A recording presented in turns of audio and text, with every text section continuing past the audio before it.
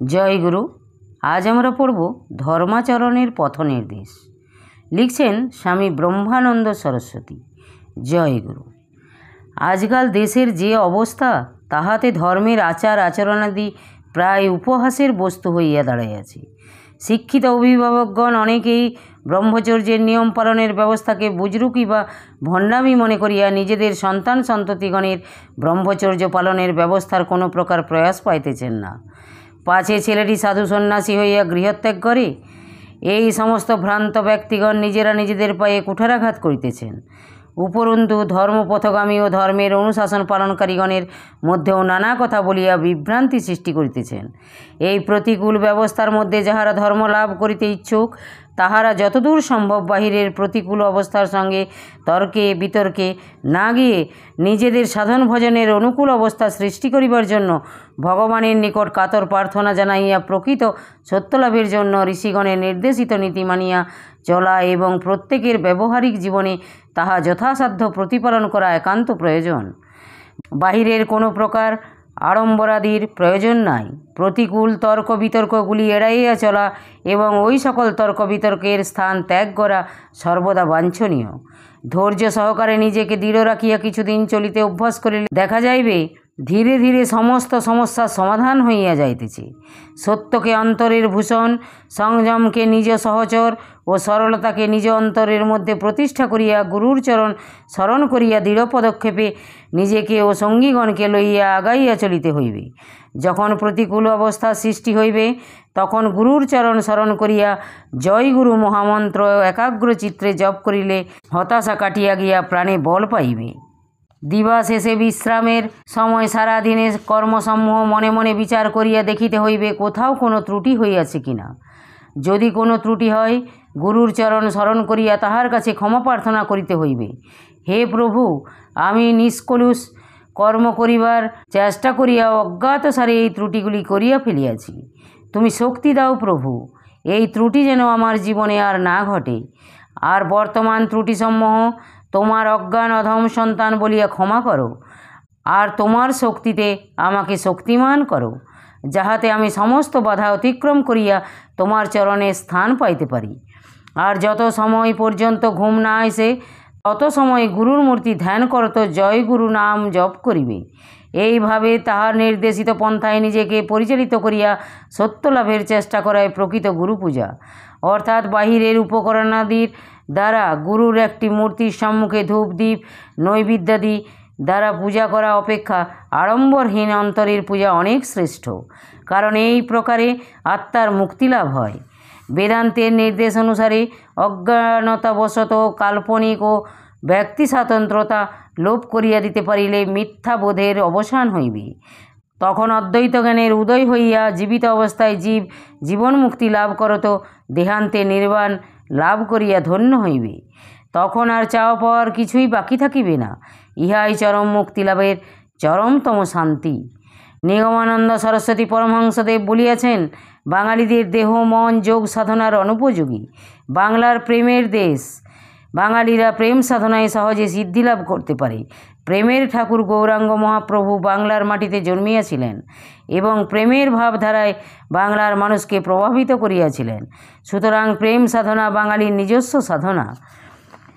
এই প্রেম সাধনার সহিত ঠাকুর নিগমানন্দ পরমহংসদেব যে জ্ঞান ও কর্মের সমন্বয় সাধন করিয়াছেন, তাহাতে মানবের মুক্তিলাভের পথ অতি সহজ ও সুগম হইয়াছে। ফলাকাঙ্ক্ষা রহিত হইয়া শ্রীগুরুর প্রীতির জন্য তার প্রতি একাগ্র ভক্তি সেবা ও তার কর্মসমূহ নিষ্পন্ন করত তাহার নির্দেশিত মতো কায়মনোবাক্যে পালন করিতে পারিলে স্বাভাবিকভাবে জ্ঞান সিদ্ধি হইয়া প্রেমের প্রকৃত ভাব উপলব্ধি হয়। তখন জীব জ্ঞান ও ভক্তির সাধনায় সিদ্ধি লাভ করিয়া নির্বাণ লাভ করে। ইহাই ঠাকুর নিগমানন্দের সমর্পণ নীতি। এই জ্ঞান ও ভক্তির পরিপূর্ণ অবস্থাকে শুদ্ধা প্রেম বলে। শ্রী শ্রী ঠাকুর তাহার প্রণীত পুস্তকে শঙ্করের মত ও গৌরাঙ্গের পথ অর্থাৎ জ্ঞান ও ভক্তির যে অপূর্ব সমন্বয় সাধন করিয়াছেন, তাহা এক কথায় অসাধারণ। মানব জীবনের প্রধান লক্ষ্য হইল সত্য লাভ। ইহার জন্য দুইটি ব্যবস্থা আছে, একটি কঠোর সন্ন্যাস যোগ, অন্যটি ব্রহ্মবিদ গুরুর সেবা। পূর্বেই বলিয়াছি, কঠোর সন্ন্যাস সাধনা সকলের পক্ষে সম্ভব নয়, কারণ ইহার সাধনা স্বল্প আয়াসসাধ্য নহে। যে ব্রহ্মবিদ গুরু এই কঠোর সাধনার দ্বারা পরম আধ্যাত্মিক সম্পদ লাভ করিয়াছেন, সেই ব্রহ্মবিদ গুরুর ঐকান্তিক সেবা ও ভক্তির দ্বারা শিষ্য সেই সম্পদ লাভ করিতে সক্ষম হয়। শাস্ত্রাদি পাঠ করিয়া যে আধ্যাত্মিক জ্ঞান জন্মায়, তাহা নিজ জীবনে ফুটাইয়া তুলিবার চেষ্টা করিতে হয়। অসুবিধা মনে হইলে গুরুর নিকট প্রার্থনা দ্বারা অসুবিধাগুলি জানাইতে হয়। তিনি অবস্থা বুঝিয়া অলক্ষ্যে সমস্ত ব্যবস্থা করিয়া দেন। যদি কাহারও মনে প্রশ্ন জাগে, তাহলে ঠাকুর এত কৃচ্ছ সাধন করিলেন কেন? তার উত্তরে ঠাকুর বলিয়াছেন যে তিনি যে সাধনা করিয়াছেন, সেই সাধনার ফল তার শিষ্যগণের মধ্যে সঞ্চারিত হইবে, যদি তাহারা ঠাকুরের নির্দেশ মানিয়া চলে। তাদের আর আলাদা করিয়া ওই কঠোর সাধনায় ব্রতী হইতে হইবে না। এই ব্রহ্মবিদ গুরুকে একাগ্রচিত্তে শ্রদ্ধা, ভক্তি ও সেবা করিলে, ভালোবাসিলে এবং তার পিত্তর্থে তার কর্মসমূহ নিষ্কামভাবে সম্পাদন করিলে গুরুর সমস্ত গুণরাশি ও সাধনার ফলাদি শিষ্যের মধ্যে সঞ্চারিত হইবে। তাই ঠাকুর শিষ্যগণকে এপারের কর্মের দায়িত্ব লইতে বলিয়াছেন। ওপারের দায়িত্ব ঠাকুর নিজেই গ্রহণ করিয়া শিষ্যগণকে অভয় প্রদান করিয়াছেন এবং প্রতিশ্রুতিবদ্ধ হইয়াছেন। শ্রীগুরুর ওপর ঠিকমতো নির্ভর করিতে পারিলে সর্ববিষয় সিদ্ধি লাভ হয়। যাহারা আত্মসমর্পণ করিয়া মুক্তি লাভ করিতে ইচ্ছুক, শ্রদ্ধা ও বিশ্বাস তাদের জীবনে দুইটি প্রধান সম্পদ। মুক্তি লাভের শেষ সময় পর্যন্ত তাদের এই শ্রদ্ধা ও বিশ্বাসে অটুট থাকিতে হইবে, কিন্তু ব্যতিক্রম হইলে যোগ ভ্রষ্ট হইবে। সাধুতা অর্জনের জন্য যে সাধুরই শরণাপন্ন হইয়া যাক না কেন, সাধুতা অর্জনের সাধনা তাহাকে করিতেই হইবেই। এই পথে বিশ্বাস এবং শ্রদ্ধা একমাত্র সম্বল, অন্যথায় কর্মে ক্ষমতা এবং হৃদয়ে বল আসিবে না। মানুষের মধ্যে অনেক প্রকার কামনা বাসনা থাকে। যখন মানুষের মধ্যে সাত্ত্বিক ভাবের সমাবেশ হয়, তখন প্রাণে সৎকর্ম করার প্রেরণা আসে। যখন রজগুণের সমাবেশ হয়, তখন মানুষ ভোগ বিলাসাদি কর্মে লিপ্ত হয়। আবার তমগুণের সমাবেশ হইলে মানুষের অসামাজিক নানা প্রকার কুকর্মের দ্বারা জগতে নানা প্রকার বিভীষিকার সৃষ্টি করে। সুতরাং গুরু স্মরণ করিয়া শুদ্ধ চিত্তে ধীরে ধীরে ধৈর্য সহকারে বিচার বুদ্ধির দ্বারা মানব সংস্কার জাগ্রত করিয়া কর্ম নির্ধারণ করিতে হয়। এইভাবে সাত্ত্বিক সংস্কারের আগুনে রজ ও তমগুণ নাশ করিতে হয়। তখনই সেই শুদ্ধ চিত্তে গুরুর প্রভাব প্রভাবিত হয় এবং গুরু কৃপায় ভগবানের সহিত অভিন্ন হৃদয়ে মিলন সম্ভব হয়। সর্বদা শ্রদ্ধা, ভক্তি, প্রেম ও বিশ্বাসের প্রাধান্য চাই, অর্থাৎ প্রকৃষ্ট প্রেমিক হইতে হইবে। দৃঢ়ভাবে এই রূপ নির্দেশিত পথে চলিতে পারিলে শক্তি লাভ হইবে। তখন শক্তিকে সংযত করার মতো ধৈর্য অবলম্বন করিতে হইবে, কারণ এই শক্তি মানুষকে বিনম্র ও সাধু করে। কিন্তু শক্তিকে সংযত করিতে না পারিলে মানুষ আসরিক ভাব সম্পন্ন হইয়া ঔদ্ধত্য উচ্ছৃঙ্খল হইয়া পড়ে। পারিপার্শ্বিকের মাঝে নিজেকে গড়িয়া তুলিতে হইবে, কারণ 10 জনের মাঝে দোষ গুণ ধরা পড়িবে এবং তাহা সংশোধন করার পক্ষে সহজ হইবে। কোনো প্রকার ঔদ্ধত্য প্রকাশ করা চলিবে না। ধীর স্থিরভাবে পূর্বাপর বিবেচনা করিয়া কোনটি গ্রহণীয় বা বর্জনীয় তাহা নির্ণয় করিতে হইবে। কর্তৃত্বাভিমানী হইয়া ভ্রান্ত ধারণার বশবর্তী হইলে চলিবে না। সকলকে সঙ্গে লইয়া ঊর্ধ্বগামী হওয়ার চেষ্টা করিতে হইবে। কেহ হয়তো গুরু কৃপায় জীবন পথে অগ্রগতি লাভ করিয়াছে, তাহার উচিত পশ্চাৎবর্তী গুরু ভাইদের অগ্রগতিতে সহায়তা করা। সেজন্য কোনো কোনো ক্ষেত্রে কিছু গৌণ নীতির ব্যতিক্রম ঘটিতে পারে, তাহাতে দোষ হইবে না। এজন্যই ঠাকুর সংঘ ও সম্মিলনাদির ব্যবস্থা করিয়া গিয়াছেন। আত্মবিশ্বাসে যাহারা বলিয়ান, তাহারাই কেবল আদর্শ স্থানীয় হইতে পারেন। তাই ঠাকুরের নির্দেশে চলার ও চালিয়ে নেওয়ার পথে কোথাও সামান্যতম ত্রুটি বিচ্যুতি তাহাদের আদর্শ স্থানীয় হওয়ার পথে কোনো বিঘ্ন সৃষ্টি করিতে পারে না। এই রূপ সিদ্ধি লাভের জন্য যাহারা আত্মত্যাগের মহৎ সংকল্পে ব্রতী হইয়াছেন, তাহারাই সৌভাগ্যবান, তাহারাই ধন্য।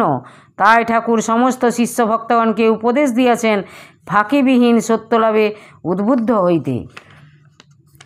সত্যলাভের পথে উত্তেজনা বা অভিমান হল প্রধান বিঘ্ন। ঠাকুর আরও বলিয়াছেন, দৃঢ় সংকল্প লইয়া অগ্রসর হইলে ভগবান তাহাকে সাহায্য করিবার জন্য ব্যাকুল হইয়া ওঠেন। তবে প্রকৃতপক্ষে মিথ্যা প্রবঞ্চনা ও ভণ্ডামি রহিত হইতে হইবে। চিত্তশুদ্ধির উপায় হইল নিষ্কাম কর্ম করা। পূর্বজন্মার্জিত কর্মসংস্কারের পুঁজিক্ষয় করিতে হইলে নিষ্কাম কর্মের সাধনা করা দরকার। তাছাড়া বাঙালি জাতির মধ্যে ভাব অপেক্ষা ভাবুকতাই বেশি। সুতরাং ভাবুকতা বর্জন করিয়া আমাদের ভাবের সঙ্গে দেহ, মন, প্রাণ সুদৃঢ় করিয়া চলিতে হইবে। এই বিরাটকে ভূমাকে ব্রহ্মকে উপলব্ধি করিতে হইলে সংকীর্ণ প্রাণ মন ও বুদ্ধিকে উদার করিতে হইবে। ধারণ করিতে হইলে প্রাণ দেহ মনকে বজ্রের ন্যায় দৃঢ়, হৃদয়কে কুসুমের ন্যায় সুকোমল করিতে হইবে। এই জন্যই বৈদিক যুগে নিয়ম ও সংযমের ব্যবস্থা এত কঠোর ছিল। নিষ্কাম কর্ম দ্বারা নিজে সমর্পণ করত। শুদ্ধ ভক্তিতে ব্রহ্মবিদ গুরুর সেবা করিলে স্বাভাবিকভাবে শিষ্যের মধ্যে জ্ঞান ও ভক্তি স্ফুরণ হয়। তখন জ্ঞান ও ভক্তির সমন্বয়ে সেবক প্রকৃত সেবক হইতে পারে। সেই কারণে শ্রী শ্রী ঠাকুর তার ভক্ত শিষ্যগণকে শঙ্করের মহৎ গৌরাঙ্গের পথ এই আদর্শ অনুসরণ করার জন্য বারবার প্রেরণা দেন। জ্ঞানী তার জ্ঞানের দ্বারা অন্যের মনোভাব বুঝতে সক্ষম হইবে এবং সেইভাবে সেবাকর্ম করিতে যাইবে। সুতরাং সেবক প্রকৃত জ্ঞানী না হইলে তার দ্বারা প্রকৃত সেবাকার্য সম্ভব হয় না। জগতের সৃষ্টিকর্তা পরম জ্ঞানী, তার এই পরম জ্ঞানের দ্বারা তিনি ত্রিজগৎ নিখুঁতভাবে পালন করেন। তার এই কথাটিও গীতায় উল্লেখ আছে। গীতা জ্ঞানং সমাশ্রিতা ত্রিলোকিং পালয়ামাহম। জ্ঞানী ব্যক্তি প্রকৃত সেবক ও ভক্ত, ধর্ম উপলব্ধির বস্তু। দেহ মন প্রাণ জ্ঞান ও বুদ্ধির দ্বারা ধর্মকে উপলব্ধি করিতে হয়, অন্যথায় ধর্ম বিকৃত রূপে প্রকাশ পায়। সুতরাং সেবকের দেহ মন ও বুদ্ধির মালিন্য অপসারিত করিয়া বাধার শুদ্ধি করত চিত্ত শুদ্ধি করা একান্ত প্রয়োজন। ব্রহ্মবিদ গুরুর শরণাপন্ন না হইলে ব্রহ্মবিদ্যা বা ব্রহ্মজ্ঞান লাভ হয় না। পুঁথিগত বিদ্যায় সত্য লাভ অসম্ভব। সুতরাং গুরুপদে নিজেকে সমর্পণ করিয়া শ্রদ্ধা ভক্তি ও বিশ্বাস দ্বারা এই দৈবী সম্পদ লাভ করার জন্য প্রত্যেক সেবকের একান্তভাবে প্রয়াস পাওয়া উচিত। ইহাতে স্বাভাবিকভাবে জ্ঞান লাভ হইয়া ক্রমান্বয়ে মানবত্ব সত্যলাভ এবং জীবিত অবস্থায় জীবন মুক্তি ও দেহান্তে নির্বাণ লাভ হইবে। ইহা ছাড়া সাধারণ সেবকগণের দ্বিতীয় কোনো পথ নাই। আমাদের ঠাকুর বলিয়াছেন, শঙ্করের ভাব ও জ্ঞান যাহার আয়ত্ত হইবে তিনি শঙ্কর, এবং গৌরাঙ্গের ভাব ও প্রেম যাহার আয়ত্ত হইবে তিনি গৌরাঙ্গ। এই উভয়ের ভাব জ্ঞান ও প্রেমের সমন্বয়ে যে ভাবমূর্তি গঠিত হইবে তাহা নিত্যভাব। সুতরাং উপযুক্ত আধারে এই ভাবমূর্তি প্রতিষ্ঠিত হইলে তখন মানবের মাঝে প্রতি মানবের সন্ধান পাওয়া যাইবে। ক্রমান্বয়ে ইহা মনুষ্যত্ব হইতে দেবত্বে, দেবত্ব হইতে ঈশ্বরত্বে এবং ঈশ্বরত্ব হইতে ব্রহ্মত্বে প্রতিষ্ঠিত হইয়া মহানির্বাণ লাভ হইবে। একাগ্রচিত্তে প্রার্থনা করিতে হয়। প্রার্থনা একমুখী না হইলে ভিতর ও বাহির এক হয় না। ভিতর ও বাহির সমভাবাপন্ন না হইলে প্রকৃত সত্য লাভ হয় না। এই জন্য গুরু কৃপার একান্ত প্রয়োজন। গুরুর কাছে নিজেকে সম্পূর্ণভাবে সমর্পণ করিলে তার কৃপালাভ অবশ্যম্ভাবী। তাই আমাদের দয়াল ঠাকুর তার শিষ্য ভক্তদের প্রতি এই অভয়বাণী প্রদান করিয়াছেন। আমি তোমাদের গুরু, তোমাদের সকল কর্মের বোঝা আমি নিজে গ্রহণ করেছি তোমাদের মুক্তি দেব বলে। আমি আগুন, তোমাদের মাঝে স্ফুলিঙ্গস্বরূপ বীজ অর্পণ করেছি তোমাদেরও আগুন করে তুলব বলে। অগ্নিস্ফুলিঙ্গ চিরন্তন সত্য, তার দাহিকা শক্তি অপ্রতিহত। ইন্ধন শুষ্ক হলে তা দপ করে জ্বলে ওঠে, ভিজা হলে ধরতে দেরি হয়। প্রতীক্ষা করো, নিশ্চিন্তে নির্ভয়ে বসে থাকো। তোমরা যতই হীন হও, যতই তুচ্ছ হও, সকলেই একদিন অগ্নিময় হয়ে যাবে। আমার দুয়ার হতে নিরাশ হয়ে কাউকে ফিরতে হবে না। আমি বলছি, তোমরা নিশ্চয়ই একদিন সর্বসম্পদের অধিকারী হবে, সব পাবে। আমার কথায় নির্ভর করে নির্ভয়ে নিশ্চিন্তে এই শুভদিনেরও প্রতীক্ষায় বসে থাকো। সুতরাং গুরুর ওপর নির্ভর করিলে সাধনার প্রয়োজন হয় না। তাহার ওপর নির্ভর করিয়া তাহাকে ভালোবাসিয়া তাহার কৃপায় সব কিছু পাওয়া যায়। তবে সর্বৈবভাবে খাঁটি ও নিখুঁত হওয়া যায়। হৃদয় মন ও দেহ পবিত্র ও বিশুদ্ধ করিয়া চিত্ত শুদ্ধ করিতে হইলে ঠাকুরের প্রদর্শিত নীতি উপদেশ পালন করিয়া চলিতে হইবে। ছাত্র জীবনে ব্রহ্মচর্য পালন করিয়া নিজেকে সংযমী, দৃঢ়চিত্ত ও চরিত্রবান করিয়া গড়িয়া তুলিতে হইবে। সুতরাং শারীরিক ও মানসিকভাবে ব্রহ্মচর্য পালনে বিশেষ যত্নবান হইতে হইবে। ব্রহ্মচর্য পালনের সমস্ত নীতি ও উপদেশ শ্রী শ্রী ঠাকুরের লেখা ব্রহ্মচর্য সাধন নামক পুস্তকে বিস্তারিতভাবে লিখিত হইয়াছে। ওই পুস্তকখানি এবং তৎপ্রদত্ত নীতি উপদেশাদি প্রত্যেক পাঠক এবং শিষ্য ভক্তের পালন করা একান্ত কর্তব্য। কারণ শুদ্ধ চিত্তেই গুরুকৃপা উপলব্ধি হয়। সুতরাং আরোপের আর সাধনায় যাহারা ব্রতী হইতে ইচ্ছুক তাহাদিগকে ঠাকুরের নির্দেশিত নীতি ব্রহ্মচর্য ও উপদেশাদি অবশ্যই পালন করিতে হইবে। ইহাতে জ্ঞান লাভ সহজ হইবে। জ্ঞান লাভ হইলে ভক্তি ও প্রেমের সাধনা সহজ হইবে। তখন জ্ঞান ও ভক্তির সমন্বয়ে সাধক প্রকৃষ্টরূপে প্রেমের অধিকারী হইতে পারিবে। ইহাকে বলে ভাব সাধনা। ইহা নিত্যলোক লাভের প্রকৃষ্ট সাধনা। যাহারা ভোগী অথচ ঈশ্বর লাভের ব্যাকুলতা অন্তরে আছে, ভক্তিপথ তাহাদের জন্য। ঈশ্বরকে স্মরণ করিতে করিতে অজ্ঞাতসারে চিত্তশুদ্ধি হইতে থাকে। তবে ঈশ্বরের প্রতি লক্ষ্য স্থির থাকা একান্ত প্রয়োজন। ঠাকুর বলিয়াছেন, কলিযুগে সংঘশক্তি প্রবল। ইষ্টলাভের জন্য প্রাণে ব্যাকুলতা আসিলে সঙ্গে যোগদান করিতে হয়। সপ্তাহে একদিন গুরুভাই ও শিষ্য ভক্তগণ কোনো গুরুভাইয়ের বাড়িতে বা মঠাশ্রমে একত্রে মিলিত হইয়া সেখানে ঠাকুরের আসন প্রতিষ্ঠা করিয়া গুরুবন্দনা, পূজা, প্রণাম, আরতি ও গুরুর উপদেশ নির্দেশ তথা ধর্মপুস্তকাদি স্তোত্রাদি পাঠ, ঈশ্বর ও গুরুর সম্বন্ধে আলোচনা করিতে হয়। ঠাকুরকে সভাপতিত্বে বরণ করিয়া মনে করিতে হইবে ঠাকুর স্বয়ং সঙ্গে উপস্থিত আছেন। সুতরাং সকলকে শ্রদ্ধা ভক্তি সহকারে ঠাকুরকে যথারীতি সম্মান প্রদর্শন করিতে হইবে এবং আলোচনাদি মনোযোগ সহকারে শ্রবণ ও মনন করিতে হইবে। কাহারও মনে কোনো প্রকার প্রশ্ন উদয় হইলে বা কোনো প্রকার বাধার সম্মুখীন হইলে পরস্পরের মধ্যে আলোচনা ও ভাব বিনিময় দ্বারা সমাধান করিয়া আনন্দ লাভ করিতে পারিবে। এইভাবে একে অন্যের চলার পথের সহায়ক হইয়া উঠিবে এবং নিজেদের ভুল ত্রুটি সংশোধন করিয়া পরস্পরের সাহায্যে আধ্যাত্ম জগতে সহজে প্রবেশ করিয়া অপার আনন্দ লাভ করিতে পারিবে। তার নির্দেশিত পথে এইভাবে ধর্মাচরণ করিতে পারিলে অলক্ষ্যে ঠাকুরের কৃপা তার শিষ্য ভক্তদের মধ্যে প্রতিফলিত হইবে। জয় গুরু, জয় গুরু।